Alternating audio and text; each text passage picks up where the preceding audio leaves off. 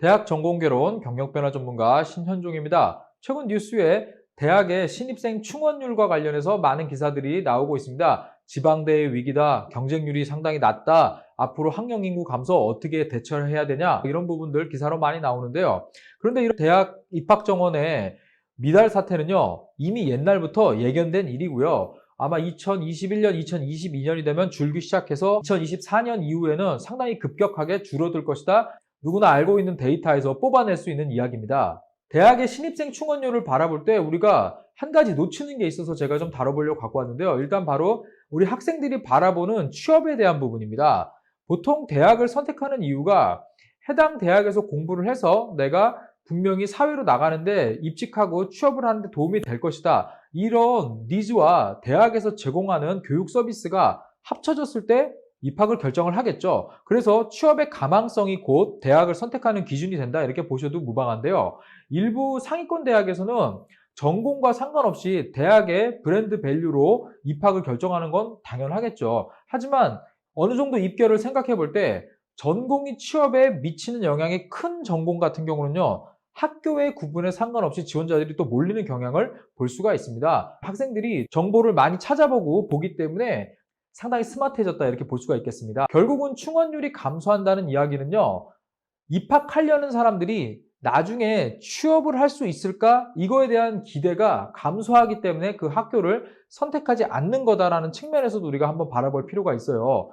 그래서 2021년 입시 데이터가 앞으로 대학을 진학하려는 분들한테 상당히 큰 영향을 미칠 거다, 이렇게 이야기를 드리겠습니다. 왜냐하면 각 학교의 전체 경쟁률에서 전공별로 경쟁률을 잘 보면 여기가 나중에 이 전공이 인기가 있는지, 나중에 취업하는데 문제가 없을 것인지 이미 선배들이 선택을 했던 기준이 보이겠죠. 자, 그래서 보통 우리가 이야기를 할 때 수시에서는 6대1 이하로 나오면은 사실상 뭐 미달이다, 이렇게 우리가 이야기를 하고요.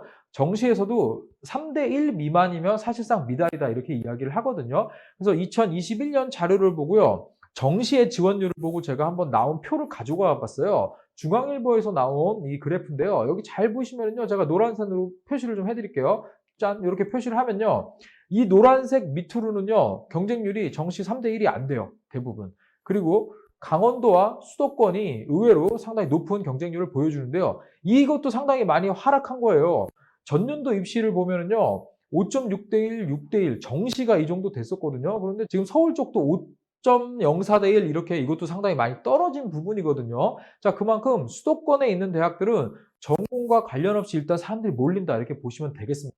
그런데 수도권을 벗어나서, 그러니까 수도권의 광역 교통망이 닿지 않거나 강남역이나 교대역에서 버스 타고 가야 되는 학교들이 있는 위치들. 자, 여기에는 경쟁률이 이번에 대거 하락을 했거든요. 왜냐면 이 정도 위치라면은요, 내년에 더 학령 인구가 떨어지기 때문에 수도권으로 올라올 수 있는 가망성이 점점점 올라가잖아요. 그런데 이번에 입학을 굳이 할 필요가 없다, 이렇게 보는 측면도 있고요. 그리고 학생들 커뮤니티를 잘 보면은요, 어차피 코로나라서 학교 가서 수업 안 하는데 내가 원하는 대학 정도를 입학을 못했다면 차라리 코로나 끝나는 거를 생각해서 직접 대학을 다닐 수 있는 시기 때 뭐 내년 정도 이야기를 하겠죠. 그래서 다시 한번 시도해보는 것도 나쁘지 않다, 이런 이야기들이 상당히 많이 나오고 있습니다. 그래서 여기를 잘 보면요, 사실 이 인구도 좀 어느 정도 되고요.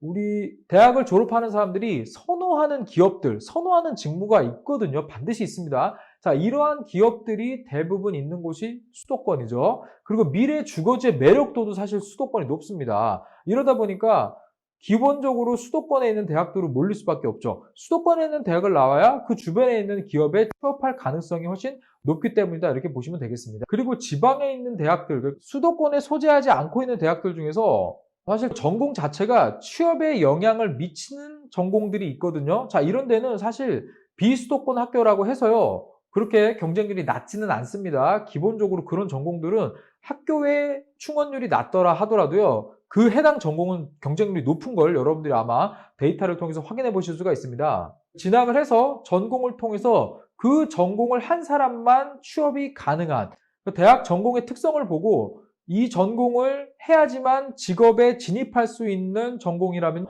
아무리 비수도권 대학이라 하더라도요, 경쟁률이 상당히 나쁘지 않습니다. 이번에 보시면은요.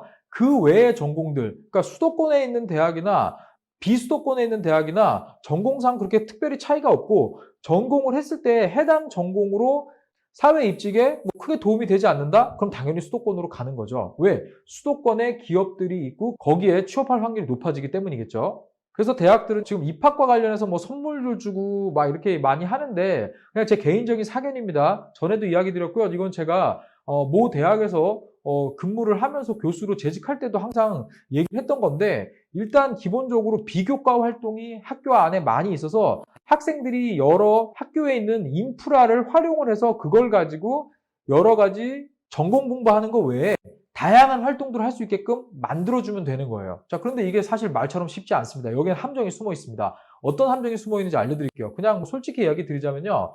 대학 내부적인 문제인데 학생들은 이런 얘기를 많이 해요. 아, 교수님이 취업에 관심이 없으세요.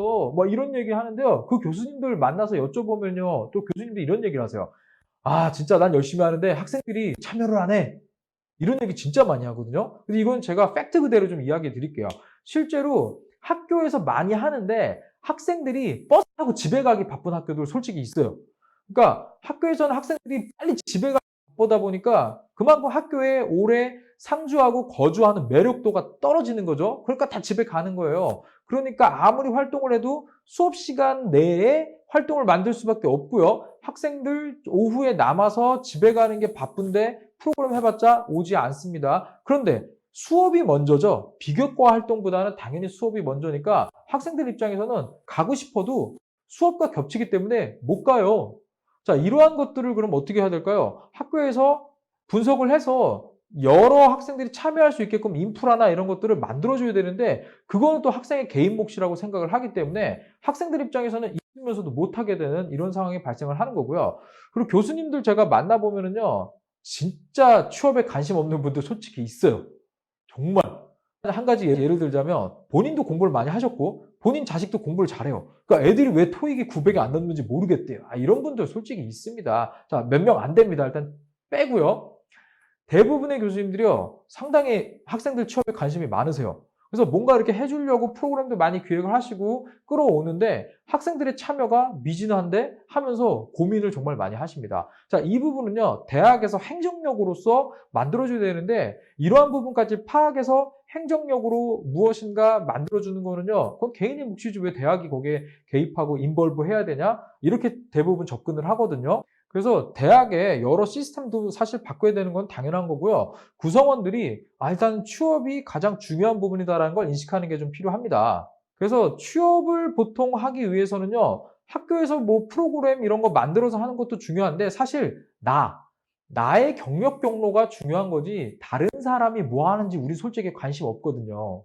그래서 학교가 위치해 있는 지역과 기업과 환경과 다른 지역으로도 취업할 수 있잖아요. 여러 가지들을 복합적으로 고려해서 입학을 해서 졸업할 때까지 연계해서 할 수 있는 것들을 다 해줘야 되는 거예요. 자, 이러한 부분들이 받쳐주지 않는다면요. 네, 어렵다는 거죠. 하나 예를 들어 볼게요.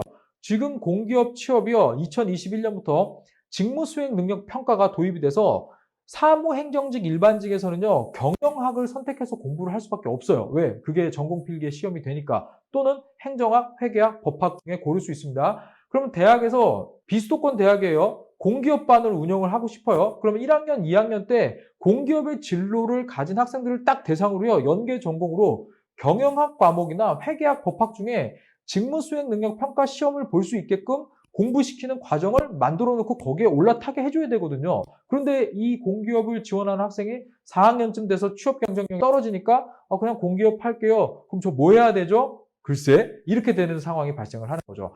이거는 1, 2학년 때부터 철저하게 계획을 해서 갈 수 있게끔 만들어줘야 되는 건데, 네, 그만큼은 개인의 몫이다 이렇게 아직도 생각하는 경우가 많이 있는 것 같아요. 공기업 얘기를 하니까 하나 더 얘기를 할게요. 예를 들어 볼게요. 지금 2021년 경쟁률이 상당히 떨어진 대학들이 있습니다. 아마 2년 뒤에 지금 입학하는 1학년들이 3학년이 됐을 때 공기업으로 방향을 틀은 학생이 있을 거예요. 내가 가고자 하는 공기업들이 몰려있는 혁신도시 쪽에 혜택을 받을 수 있는 대학들로 대거 편입하는 상황도 저는 예상해 보겠습니다. 그래서 그때는 편입생들이 조금 채워주는 경우가 생기겠죠. 왜냐하면 해당 대학을 졸업을 해야 지역 인재 가점을 받을 수가 있거든요.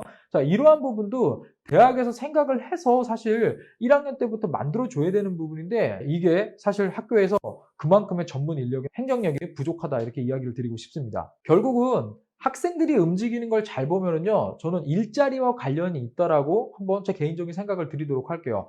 왜냐하면 졸업하고 나서 그동안 내가 4년의 시간과 돈과 노력을 투입을 했는데 결과가 안 나온다 그러면 누가 그거를 받아들이겠습니까? 그래서 대학에서 배운 지식이 직업으로 연결되지 않는다? 이거는 상당히 큰 문제거든요. 그래서 대학에서 그럼 전문가들의 의견을 좀 더 구해보자. 전문가들이 여기에 투입시켜보자. 학교에 있는 여러 구성원들을 모읍니다. 자, 근데 이분들이 모여갖고 막 이야기를 하는데 제가 좀 이야기 드릴게요. 그분들 전문가 아닌 분들 대부분이에요. 남의 일이에요. 학교의 일이 나의 일이라고 생각 안 해요. 그건 남의 일이라고 생각하는 분들이 거의 대부분이고요. 그리고 외부에서 오는 전문가라고 하는 분들도요. 저는 제 주변에 전문가들 많이 계십니다. 근데 이분들이 학교랑 적극적으로 인발브해서 일하는 경우는 전 본 적이 없어요. 왜? 이 사람들은 학교라는 그 허들이 요구하는 것들이 있거든요. 어떠한 학위, 어떠한 거, 뭐 대기업 출신, 막 이런 것들 요구하는 게 있는데 이 자격 조건 맞추다 보면은요, 해당 관련된 전문가분들은요, 대학에 진입 못해요. 그리고 단체로 뭔가 싸게 풀어가지고 최소의 비용으로 여러 명이 관련된 교육을 받으면 되지 않냐라고 생각하는 아주 원시적인 접근을 하는 경우가 많은데 일단 경력 경로는요, 개인의 것이에요. 커리어 패스는 철저하게 개인이 코칭을 받아서 자신의 진로 계획을 세우고 결정은 내가 하는 거예요. 하는 결정을 도움을 받는 게 코칭이거든요. 그래서 미래를 함께 4년 동안 이야기하면서 끌고 가야 되는데 이걸 교수님 혼자 담당을 한다? 쉽지 않죠. 학교에 전문 인력이 상주하고 있을까요? 그렇지 못한 학교가 거의 대부분입니다. 그럼 선배들이랑 이야기를 해서 좀 풀어갈까요? 요즘은 1학년, 2학년, 3학년, 4학년 서로 누군지 몰라요. 그렇기 때문에 학교 내에 있는 시스템으로 이거를 끌어간다? 이거는 상당히 어려운 부분이 있다라는 거죠. 학교의 내부적인 문제를 잠깐 보면은요. 사실 경력과 관련된 부분에서 같이 풀어주고 함께 취업과 진로를 이야기해야 될 분들이요. 정규 교직원으로 돼 있는 경우가 저는 거의 본 적이 없습니다. 그래서 본인도 고용이 불안한 상태에서 학생들을 4년, 5년간 책임져준다? 그러지 못하는 경우가 상당히 많습니다. 그렇기 때문에 취업 스킬이나 기본적인 상담 이상 들어가는 게 쉽지 않아요. 왜? 본인은 계속 하고 싶은데 2년 지나면 또 자리를 옮겨야 되는 상황이 발생할 수도 있기 때문이거든요. 그리고 해당 진로 취업 분야에 전문가, 그러면 꼭 심리학 하신 분들이 껴가지고 이렇게 들어오는 경우가 있거든요. 제가 이분들이 뭔가 전문가가 아니다 이런 게 아니고요. 제가 이분들이 심리학 쪽의 전문가가 아니다 이런 얘기가 아니에요. 취업과 진로를 풀어내는 전문가라는 아니란 얘기예요. 일단은 기업이나 환경, 사회, 인생, 커리어 코칭 여러 가지들이 다 복합적으로 돌아가야 되거든요. 이러한 것들을 전부 상담을 해주는데 심리학이 가지고 있는 포지셔닝은 이 사람이 처음에 직업을 대하는 자세나 현재 어떠한 것들을 선호하고 좋아하는가 이 정도에서 초기 상담 부분에서 잡아주는 부분까지다라고 생각이 되고요. 그 이후에 개인적으로 필요한 코칭은요. 심리학하고는 별개다. 제 개인적인 의견을 드리고 싶습니다. 그리고 기업 출신 분들이 좀 오면 되는 거 아니냐. 최근에 시니어 분들 많은데 이분들 문제 많아요. 이분들 들어오면 라떼이즈 홀스 막 바로 나오거든요. 그리고 본인이 좋은 대학을 나와서 좋은 기업에 있다 오신 분들은요. 그렇지 않은 사람 만났을 때 너 왜 그러니? 밖에 안 나와요. 학생들 너 뭐야? 이러면서 싸울 수밖에 없거든요.